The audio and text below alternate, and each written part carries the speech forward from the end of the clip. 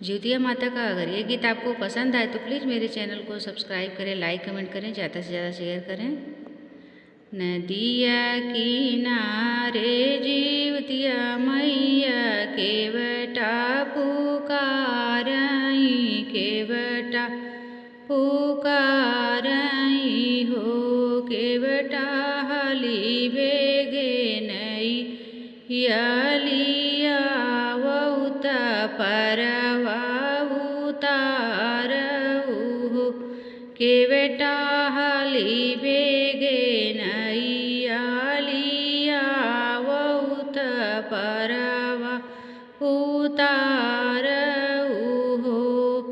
नदिया किनारे जीवतिया मैया केवटा पुकारई, केवटा पुकारई हो, केवटा हाली बेगे नैयालिया वौता परवा उतारऊ।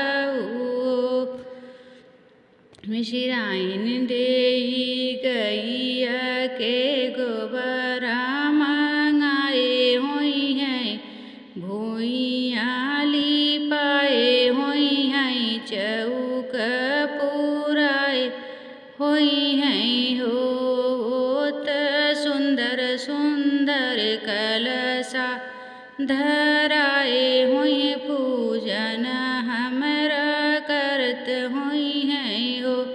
होत सुंदर सुंदर कलशा धराए हुई हैं, पूजन हमरा करत हुई हैं हो। गैया के घिया ना मंगाए हुई हैं, दिया ना जलाए हुई हैं, दिया ना जलाए हुई हैं हो।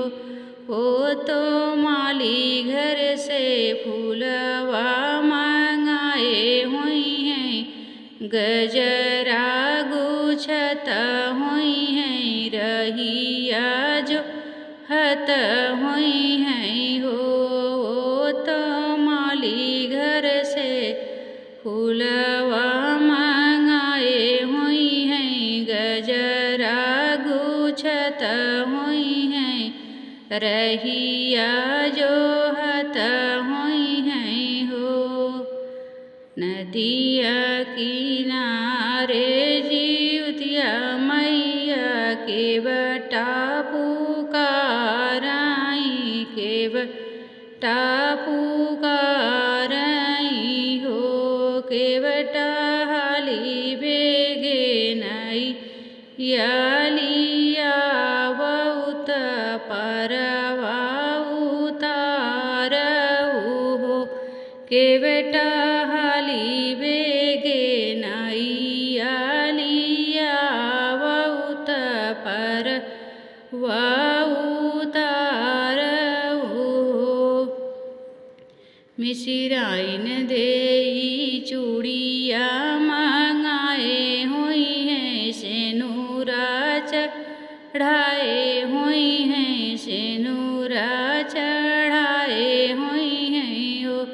ओ तो चटकी चुनरिया मंगाए हुई हैं, रहिया जो हत हुई, पूजन हमरा करत हुई हैं हो।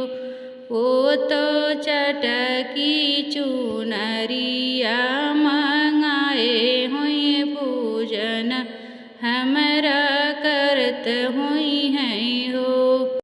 तो ये प्यारा सा ज्योतिया माता का गीत अगर आपको पसंद आए तो प्लीज़ हमारे गीत को चैनल को सब्सक्राइब करिएगा, लाइक करिएगा, कमेंट करिएगा। तो इसी के साथ हम इन करते हैं, धन्यवाद।